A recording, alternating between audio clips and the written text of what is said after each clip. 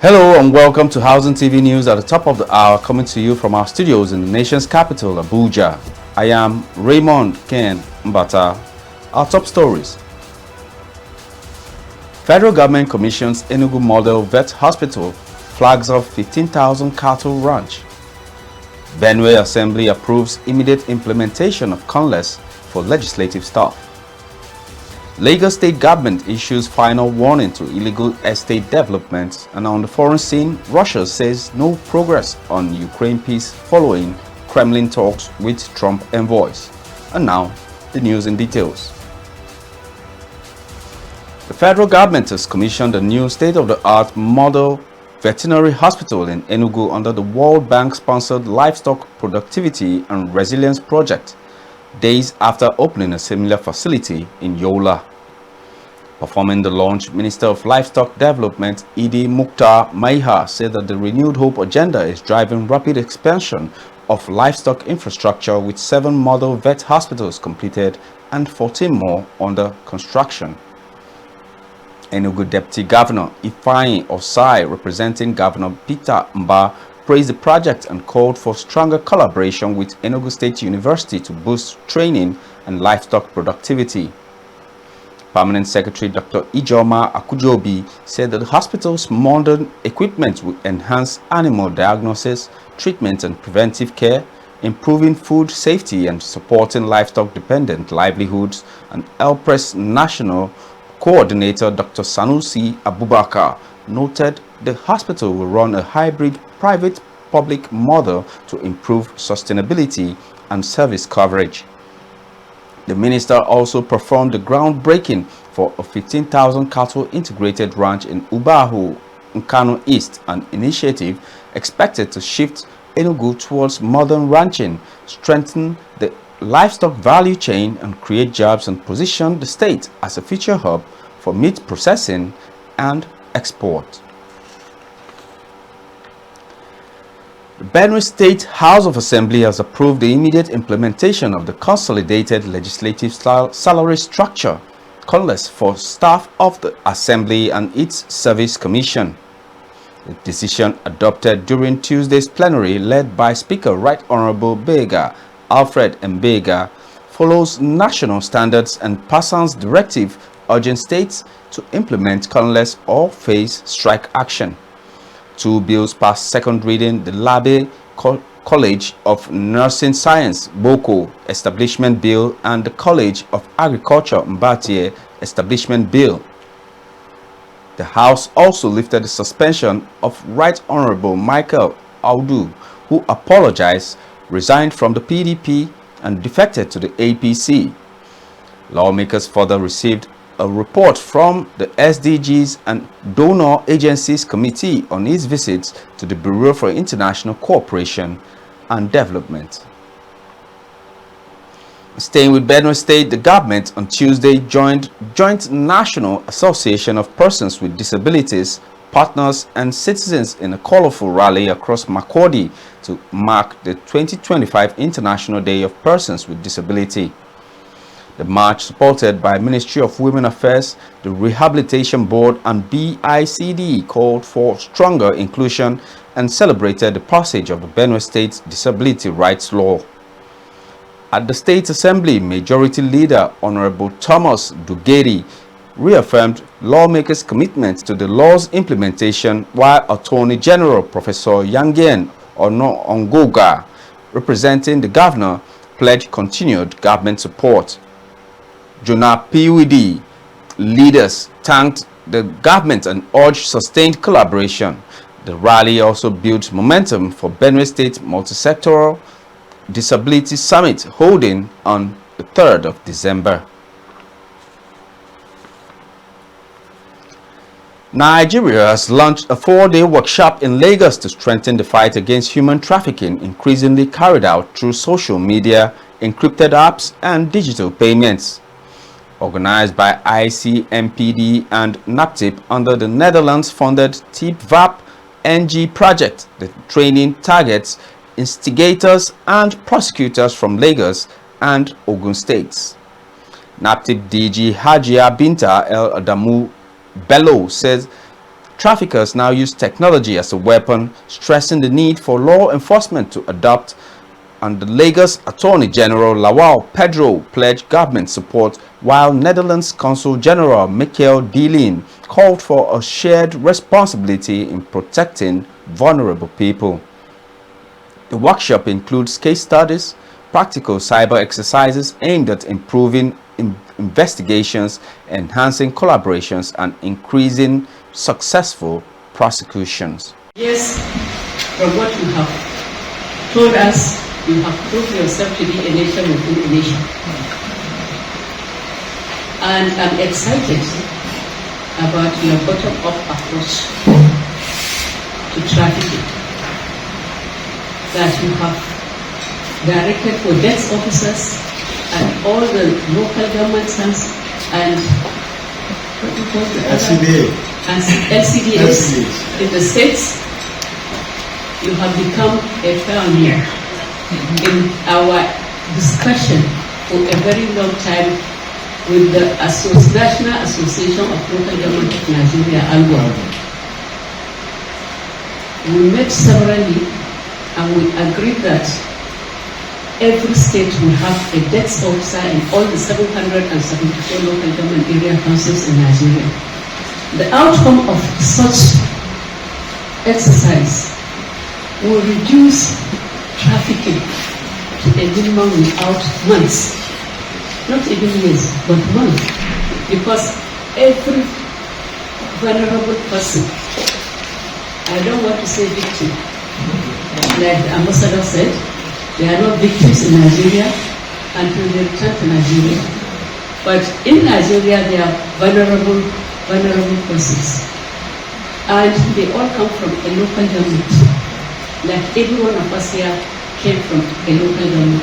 So these activities starts from every local government, every community, every village. So thank you very much. I really appreciate it. Lagos State government is committed to ending human trafficking. And we have noticed that human trafficking is also more of international, interstate, we've seen so many. And that's why of recent, you all recall, we have to host the first African colloquium on human trafficking in Lagos State in partnership, collaboration with our partners, which is the Pepperdine University in California.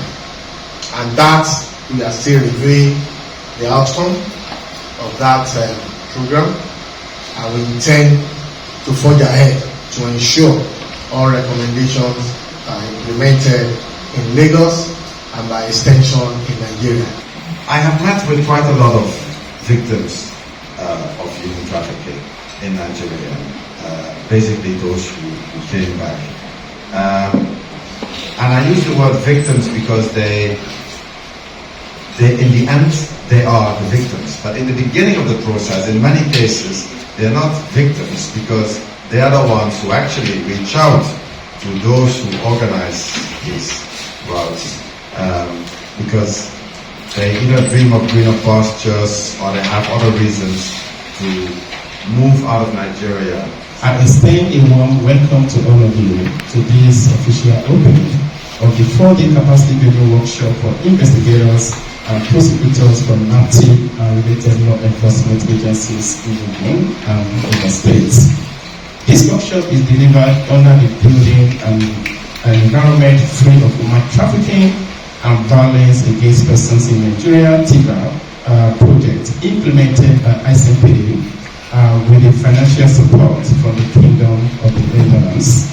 And on to matters concerning the Police Department. Selection Board promotion exercise for police inspectors has commenced at the Zone 2 Command Headquarters, Onikon, Lagos, in line with the Inspector General of Police's IGP Kayode Betokun's commitment to personnel welfare and career growth.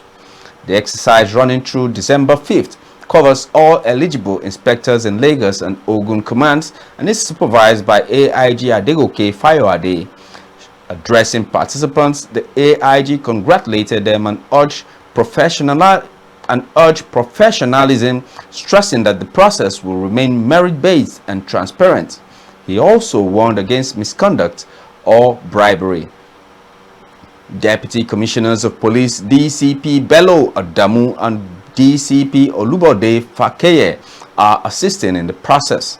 The Nigerian Police Force says the exercise reinforces its dedication to rewarding competence and strengthening a motivated workforce.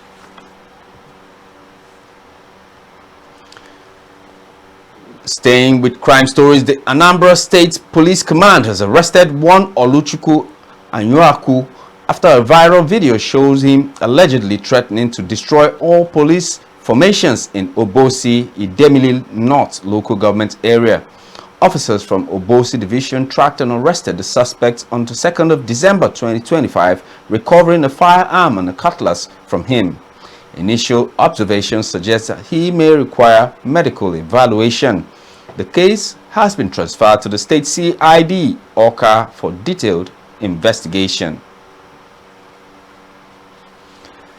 The commandant of the National Defense College, Rear Admiral Abdullahi Ahmed, has appealed to TETFund for support to strengthen the college's research capacity and update its curriculum to address emerging security threats and the growing influence of artificial intelligence.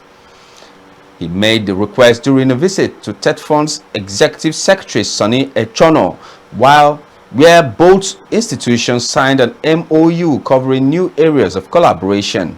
Rear Admiral Ahmed said the college is undertaking a major curriculum review to integrate AI, sharpen strategic thinking, and improve policy training.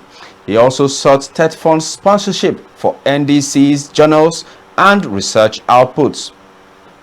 Echono affirmed TETFund's commitment to supporting the NDC, noting the college's critical role in national security and advanced research. He said TETFund has expanded its research interventions to include the military and intelligence sector, recognizing the global impact of defense-led innovations. He also highlighted his long-standing involvement with the NDC infrastructure projects and pledged continued support to help the college drive innovation and enhance the military's contribution to national development. Moving on to health stories, Niger State has 34,969 people living with HIV/AIDS, with 30,542 achieving virological suppression, and the Permanent Secretary of the Ministry of Secondary and Tertiary Health, Abdullahi Imam, announced during World AIDS Day commemorations. Between January and October 2025, 208,492 individuals were counseled, tested, and received results, with 2,642 testing positive, currently receiving treatments. The state's HIV prevalence rate is 0.7%, among the lowest in north-central Nigeria and below the national average. Additionally, 195,115 pregnant women attending antenatal clinics were tested, with 86 testing positive and linked to treatment services. The Lagos State chapter of the All Progressive Congress has urged Nigerians to disregard what it calls needless drama and politically motivated hysteria over recent withdrawals of police escorts from VIPs. In a statement by the spokesman Mogaji Sheye Oladejo, the party emphasized that the policy is a routine administrative measure aimed at restoring professionalism within the Nigerian police force and refocusing its mandate on protecting the general public, not privileged individuals. The APC condemned opposition figures for politicizing the issue, describing their reactions as driven by entitlement and a desire for relevance. The party praised President Bola Ahmed Tinubu and the Inspector General of Police for pushing reforms that prioritize national security and community policing.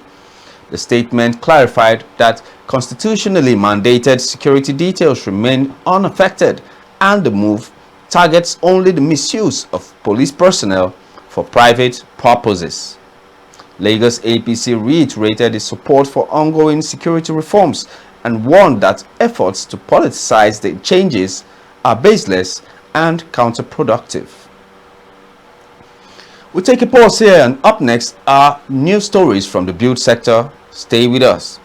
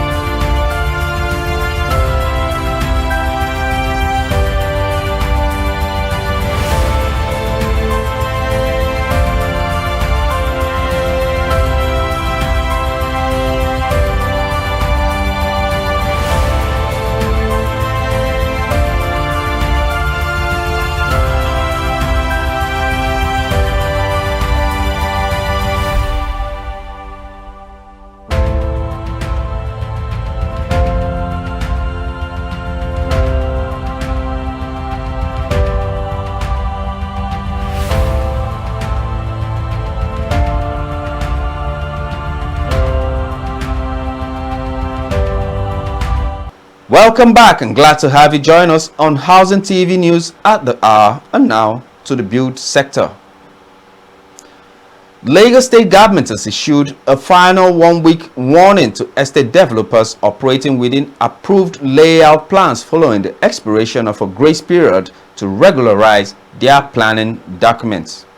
Commissioner for Fiscal Planning and Urban Development, Dr. Oluyinka Olumide, led a sensitization exercise across the Etiosa corridor on Tuesday, emphasizing that developments violating planning regulations will face sanctions ranging from fines to demolition after the deadline. Dr. Olumide urged the public, especially prospective buyers, to verify estate's planning status before purchase to avoid losses. The enforcement team visited estates including White Oak Estate 2 and Elite Garden Estate behind VGC. The government reiterated its commitment to enforcing planning laws for sustainable urban development. Nigeria's housing sector is under pressure as surging rents, unregulated development, and a growing housing deficit demand urgent reforms. Akintoye Adeoye, president of the Real Estate Developers Association of Nigeria, highlighted challenges including fraudulent developers, bureaucratic land bottlenecks, high financial costs, and reliance on imported materials. He urged enforcement of professional ethics, activation of Real Estate Regulatory Council, and collaboration with Nigerians in diaspora to protect investors and boost development. Residential rents in Lagos have soared by 80 to 100%, severely impacting low and middle income families. Real estate expert Ganiu Idris advised prioritizing proximity to workplaces to mitigate commuting burdens. The Nigeria Institute of Architects warned against unlicensed practitioners compromising building safety, stressing the need for stronger regulatory oversight and professionalization in the sector. Experts agree that addressing Nigeria's housing crisis requires coordinated government policies, private sector investments, and improved professional standards. Key reforms include streamlining land processes, recapitalizing mortgage institutions, promoting local building materials, and expanding affordable housing. Sustainable urban development and economic stability depend on Nigeria's ability to deliver safe, affordable, and quality housing for its growing population. And on the foreign scene, Russia and the United States failed to reach a compromise on a peace deal for Ukraine after a 5-hour meeting at the Kremlin between President Vladimir Putin and Donald Trump's envoys Steve Witkoff and Jared Kushner. Putin's aide Yuri Ushakov said no agreements were made and some U.S. proposals were rejected. Talks extended past midnight, with Witkoff briefing the White House afterwards, and no meeting between Putin and Trump is planned yet, but Ushakov described the talks as constructive, highlighting potential for economic cooperation between the two countries. And that's the much we can take on Housing TV News at the top of the hour. But before we go, a quick recap of our top stories. Federal government commissions Enugu Model Vet Hospital, flags up 15,000 cattle ranch, and Benue Assembly approves immediate implementation of CONLES for legislative staff. Lagos State government issues final warning to illegal estate developments, and on the foreign scene, Russia says no progress on Ukraine peace following Kremlin talks with Trump envoys. For more news in the housing sector, subscribe to Housing TV Africa on YouTube and follow Housing TV on all social media platforms. Download Housing TV Africa mobile app on Google Play Store and Apple Store. I am Raymond Ken Mbata. Bye for now.